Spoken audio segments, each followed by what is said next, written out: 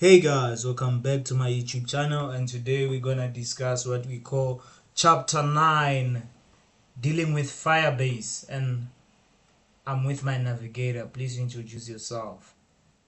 Hi, my name is Katie and I'm the navigator for the session. Thank you. Channel. So what is happening is that in my file store we store our data in terms of collection and documents in these collections, but in a real-time database we are essentially having a NSQL database, and in this chapter we will be working with real-time database. Our database is basically a tree of key values per object, and we store JSON objects here that map natively to JSON objects in JavaScript. So when working with NoSQL database on the backend, we get a JSON object from the server and we simplify display in on the no additional mapping needed and form relational format to JSON format or vice versa.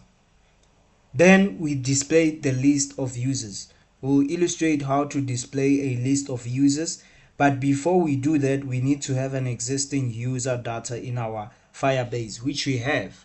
We have the username and the email and the key. So this is the key, this is the value. So in my VS Code, what is happening is that I created what I call a names.json. In my names.json, I have names and name1, which is the key, and the first key, which is the value John, and the last key, which is the value do. And my age is 25. So these are all my objects, and I have all of the information in here. So what is the information doing? The information, I'm importing my names.js in app.js, and I have a class component which has a super console.log, which comes from the parents, and it renders the edit, the add, and the root. We have the root inside it. And if the root does not exist, it will come saying class not found extends compounds.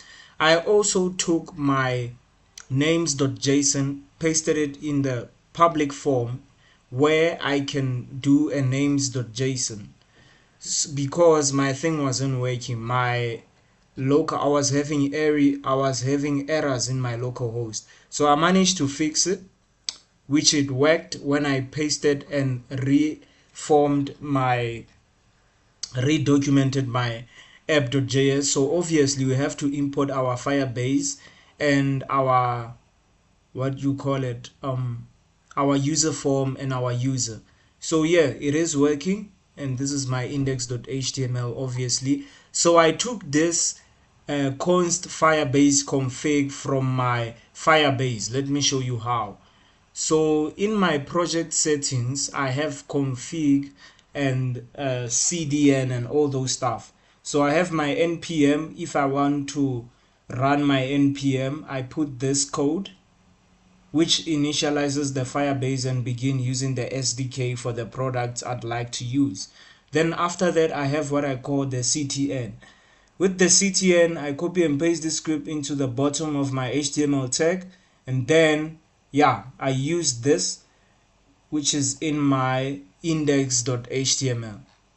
Wait, yeah, it is in my index.html. I'm importing the functions that I need from SDKs, and this is the total, all of that, the project ID, the storage bucket, the messaging sender ID, the app ID, the measurement. After putting this code, what am I going to get in the front end in my console? I'm going to get the names which I imported in my Firebase, right?